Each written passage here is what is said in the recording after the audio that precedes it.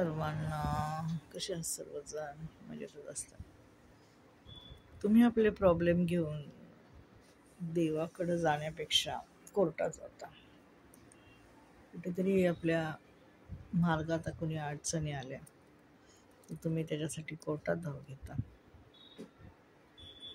आणि तुम्ही म्हणता नाही, हा निर्णय आपण कोर्टात टाकूया.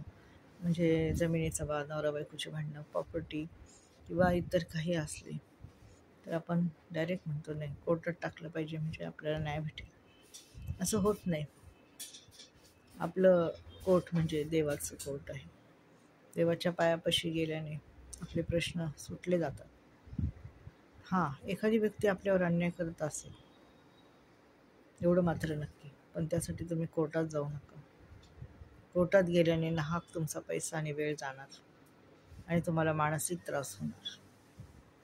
देवाच्या पायाजवळ नम्र होऊन जर आपण ते प्रॉब्लेम आपल्या डोक्यावर न घेता, आपल्या डोक्यावर त्याचं वजन न घेता देवाच्या पायाजवळ आपण त्याचं आपलं वजं जर ठेवलं तर आपला भार हलका होतो.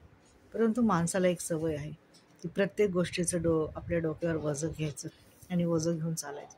मग वजं घेतलेला माणूस चालतो का? नाही चालत. त्याचे हात चालतात का? नाही चालत. त्याचे पाय चालतात का? नाही. तो थकून जातो. म्हणून आपल्या डोक्यावर तुम्ही वजं घेऊ नका. देवावर सोडा. देव घेईल ना. देव आहे ना सर्वसमर्थ. तो करील ना न्याय.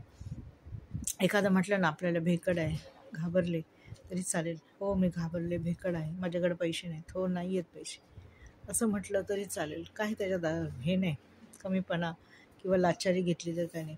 परंतु आपण देवापुढे लाचारी घेतली पाहिजे. देवापुढे नम्र झालं पाहिजे. देवाच्या पायापाशी लोटांगण घेतलं पाहिजे. देवाला सांगितलं पाहिजे की देवा तू ह्यातून मार्ग काढ. आता एक परवाचीच गोष्ट आहे. एक जणाला मी असंच सांगितलं होतं की एका व्यक्तीसाठी तुम्ही प्रार्थना करा. त्याच्या ज्या अडचणी आहेत त्या निवारण होण्यासाठी आणि त्याला मार्ग तो निघण्यासाठी देवाने मार्ग दाखवला. होतं एवढं मात्र खरं आहे.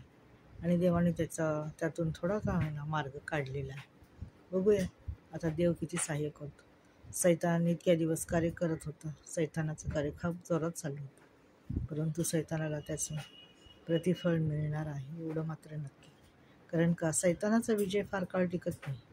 देवाचा विजय जिथे होतो तिथे सैतान गाडला जातो एवढं मात्र नक्की आहे.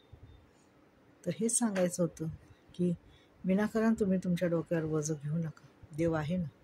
देव सर्वांचं वजं वाहण्यासाठी तर आपल्यासाठी वधस्तंभी केलेला आहे. धन्यवाद. काही गोष्टी माणूस काय करतं, आपल्या पैशावर, आपल्या शरीरावर, आपल्या ह्याच्यावर बळावर तो म्हणतो की नाही मी सर्व करेन, मी सर्व. पण तू काही करू शकत नाही.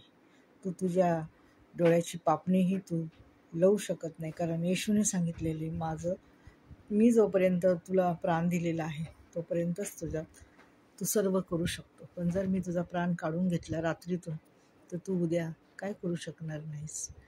हो की नाही. त्यामुळं काही गोष्टी अशा असतात की त्या देवावर सोपवल्या पाहिजे. देव करेल ते खरं, आपण काय करणार आहे. हो की नाही.